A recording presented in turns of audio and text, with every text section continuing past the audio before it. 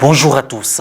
La famille du Sacré-Cœur de Jésus du diocèse de Yopougon a rendu hommage au divin cœur de Jésus le dimanche 30 juin 2024 à la quasi-paroisse Saint-Jean-Paul II d'Agbayaté. La clôture du mois de juin dédiée au cœur doux et aimant de Jésus a été marquée par une messe d'action de grâce, des témoignages et une procession des dévots dans les rues menée par le rythme des chants. Et puis le samedi 29 juin 2024, la paroisse catholique Notre-Dame de Lourdes de Fekese-Dougou dans le diocèse de Katiula était en fête. Et pour cause, elle célébrait un triple événement, l'ouverture des 100 ans de la paroisse, l'ordination presbytérale et la clôture de l'année pastorale en la solennité des saints Pierre et Paul. En hommage au Sacré-Cœur de Jésus, la grande famille éponyme du diocèse de Yopougon s'est retrouvée à la quasi-paroisse Saint-Jean-Paul II d'Agbayaté pour une messe d'action de grâce présidée par le père Franck Herman Soko. De nombreux fidèles ont participé à la procession dans les rues pour souligner la clôture du mois dédié au Sacré-Cœur. Commentaire Morel Poti. La grande famille diocésaine du Sacré-Cœur de Jésus de Yopougon a rendu hommage au divin cœur de Jésus le dimanche 30 juin 2024 à la quasi-paroisse Saint-Jean-Paul II d'Agbayaté Santé. Ce grand rassemblement qui clôture le mois de juin, dédié au Sacré-Cœur de Jésus, a vu la participation active de nombreux fidèles et d'invités. La messe d'action de grâce a été présidée par le père Franck Herman Soko, administrateur de la quasi-paroisse Saint-Jean-Paul II d'Agbayaté et concélébrée par le père Élisée en mission dans le diocèse de Lyon en France. Les animateurs et animatrices de la catéchèse ont également rendu grâce pour la foi transmise aux catéchumènes. Dans son homélie et s'appuyant sur les textes liturgiques du jour, le père Franck Herman Soko a exhorté les fidèles à aimer Jésus-Christ et en faire le Seigneur de notre vie. Oui, l'amour de Dieu n'a pas de limite. La seule limite à l'amour de Dieu, c'est la limite que nous mettons nous-mêmes.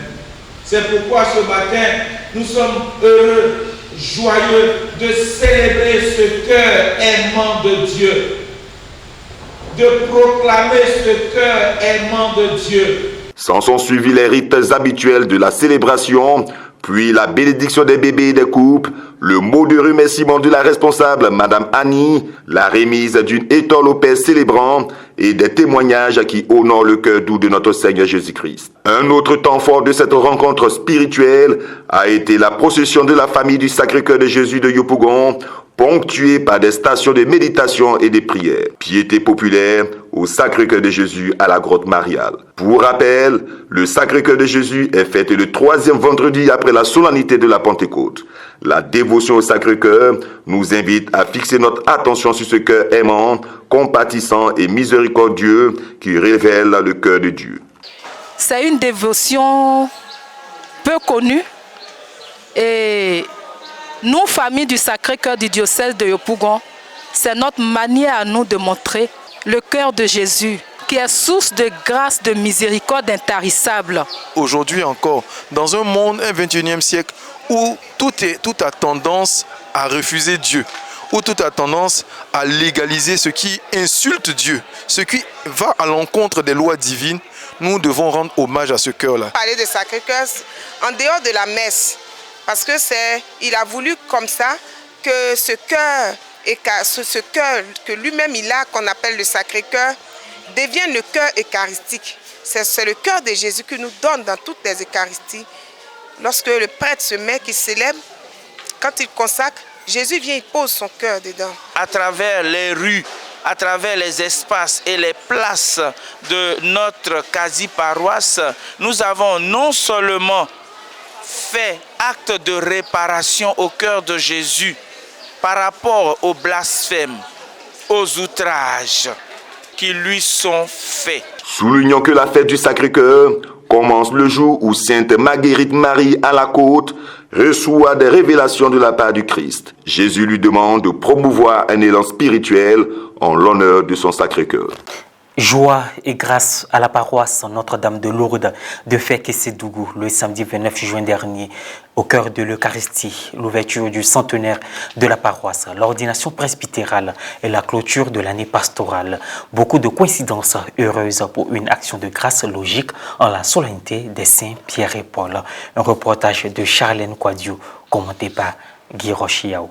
Les fidèles de la paroisse Notre-Dame de Lourdes de Fekese-Dougou, dans la région du Tchologo et appartenant au diocèse de Katiola, ont célébré le samedi 29 juin 2024 un triple événement, l'ouverture du centenaire de la paroisse Notre-Dame de Lourdes, la clôture de l'année pastorale et l'ordination presbytérale des diacres Éric Kloyomtien Kone et Thomas Batanga Koulibaly. Un sentiment d'action de grâce et de reconnaissance à Dieu qui a conduit cette année pastorale en nous donnant de faire des expériences extraordinaires avec lui, avec les différentes communautés, avec les prêtres.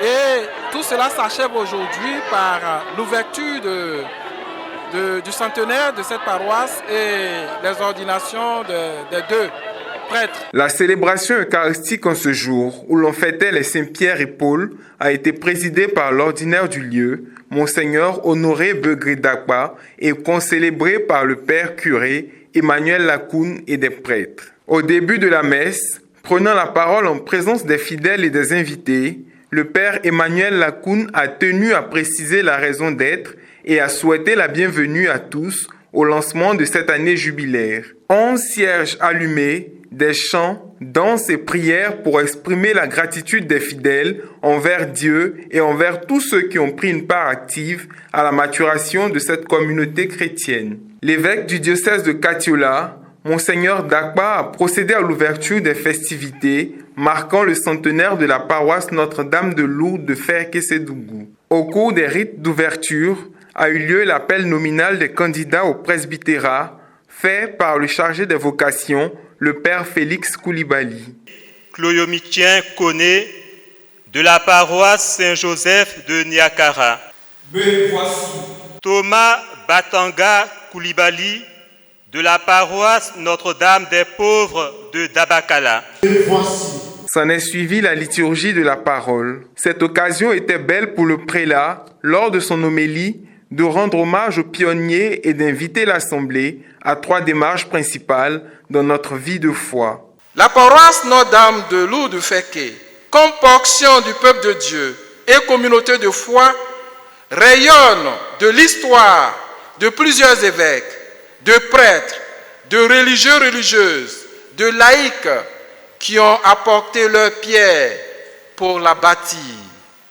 Prions pour ces derniers. Le centenaire nous impose à nous, qui sommes encore en pèlerinage sur la terre, de faire une triple démarche. Une démarche de reconnaissance, une démarche de confession, une démarche de projection.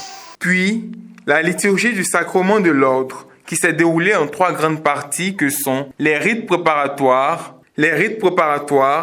l'invocation de l'Esprit Saint, la promesse et litanie des saints, le rite essentiel, l'imposition des mains et la prière d'ordination, et la liturgie du sacrement de l'ordre s'est achevée par les rites complémentaires que sont la vêture, l'onction du Saint-Crème, la remise de la paterne et du calice et le baiser de paix qui se veut un signe fraternel d'accueil manifeste aux nouveaux prêtres. Autant de gestes symboliques qui montrent que les nouveaux ordonnés ont pour mission principale de présider la célébration de l'Eucharistie. La messe s'est poursuivie avec la liturgie eucharistique. Les fidèles, sortis nombreux pour participer à cette célébration festive, ont apporté à l'autel leurs offrandes en guise de reconnaissance à Dieu. Après la communion, a eu lieu le rite de conclusion, ponctué par les allocutions et l'annonce de la clôture de l'année pastorale 2023-2024.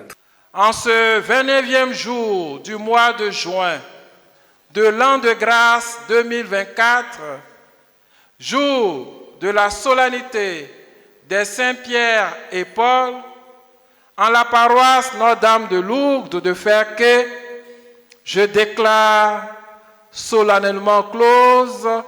l'année pastorale 2023-2024. Cette édition se referme. Merci de l'avoir suivi toujours fidèlement.